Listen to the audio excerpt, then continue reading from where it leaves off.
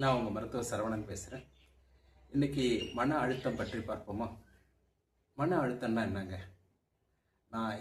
நம்ம ஏதோ எதிர்பார்க்குறோம், அது கிடைக்கல. இல்லை ஒரு நபர்கிட்ட இருந்து ஒரு விஷயம் நடக்கணும்னு எதிர்பார்க்குறோம், அது நடக்கலை. இல்லை ஒரு சில சமயங்களில் நம்மளுக்கு பொருந்தாத சூழ்நிலை வருது.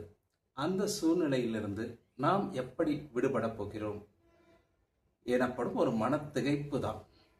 மனதில் ஏற்படும் ஒரு பயம், தயக்கம் தான் அது மன அழுத்தமாக மாறுகிறது.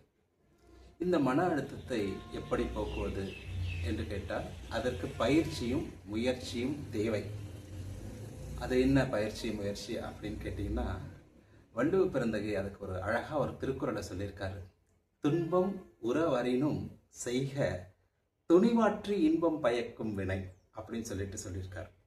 ஒரு இலக்கை நோக்கி நீ பயணிக்கும் பொழுது அதில் தடைகள் வரலாம். அந்த தடைகள் வந்தாலும் அந்த இலக்கினால் உனக்கு நன்மை, சமுதாயத்திற்கு நன்மை கிடைக்கும் என்ற நம்பிக்கையோடு நீ மீண்டும் மீண்டும் தொடர்ந்து முயற்சி செய்தால் அந்த இலக்கினை நீ அடைய முடியும். அதனால் நம்பிக்கை என்ற கருவியை நாம் நம் மனதில் முழுவதுமாக பயன்படுத்தி அந்த இலக்கை அடைய வேண்டும், அடைய வேண்டிய இலக்கை அடைய வேண்டும். திரைப்பட பாடலில் ஒரு பாடல் இருக்கு. ஒவ்வொரு பூக்களுமே சொல்கிறது வாழ்வென்றால் போராடும் போர்க்களமே அப்படின்னு சொல்கிறாங்க. அந்த போர்க்களத்தில் போராடுவதற்கு நம்பிக்கை என்ற கருவி தேவைப்படுகிறது. அதே போல என்னுடைய மனவானில் இந்த நம்பிக்கை பற்றி ஒரு கவிதை எழுந்தது. அதை உங்கள் முன் வைப்பதில் நான் பெருமையும் பெருமகிழ்ச்சியும் கொள்கிறேன். நம்பிக்கை பற்றிய கவிதை. இலக்குகள் உயர்ந்து இருக்கட்டும், இவ்வாழ்வு மலர்ந்து மனங்கமழ. இலக்குகள் உயர்ந்து இருக்கட்டும், இவ்வாழ்வு மலர்ந்து மனங்கமழ. சிறகுகளை விரித்து பறந்திடுங்கள், சிறப்பான வாழ்வின் இலக்கடைய. சிறகுகளை விரித்து பறந்திடுங்கள், சிறப்பான வாழ்வின் இலக்கடைய. விழுந்தாலும் எழுந்திடுவோம் நம்பிக்கையுடனே. ஆம், விழுவது மீண்டும் எழுவதற்கே.